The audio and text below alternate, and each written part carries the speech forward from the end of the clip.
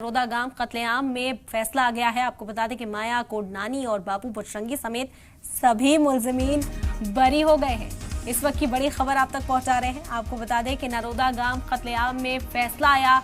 माया कोडनानी और बाबू बजरंगी समेत सभी मुलजिमीन को बाइज्जत बरी कर दिया गया। अहमदाबाद की स्पेशल SIT कोर्ट ने बरी कर दिया है। 21 साल तक इस मामले में समाअत चलती रही। आपको बता दें कि जो मुलजिमीन बनाए गए थे उनमें से 11 लोगों की तो मौत भी हो गई समाअत के दौरान।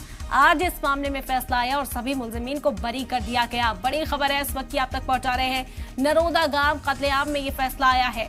माया कोडनानी और बाबू बजरंगी समेत सभी मुलजिमीन को अहमदाबाद की स्पेशल SIT कोर्ट ने बरी कर दिया है। 84 मुलजिमीन इस मामले में कुल बनाए गए थे। बता दें कि अयोध्या से लौटते वक्त इनकी गिरफ्तारी हुई थी। ट्रेन का जो वाकया पेश आया उसके बाद से ही पुलिस ने यहां पर गिरफ्तारी की थी। 21 साल पहले का ये पूरा मामला है जिसमें आज फैसला आया है। आपको बता दें कि नरोदा गांव कत्लेआम में ये फैसला आया। अहम मुलजिम माया कोडनानी और बाबू बजरंगी समेत सभी मुलजिमीन को बरी कर दिया गया है। 11 मुलजिमीन की अब तक मौत भी हो चुकी है।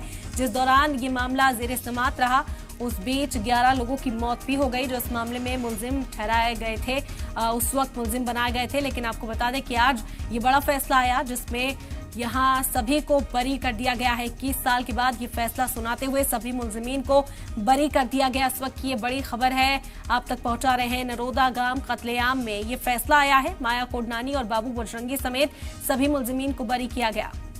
अहमदाबाद की स्पेशल कोर्ट SIT इस मामले की समाअत कर रही थी और वहीं से फैसला आया है कि सभी मुलजिमीन को बरी कर दिया गया। ये बड़ी खबर है।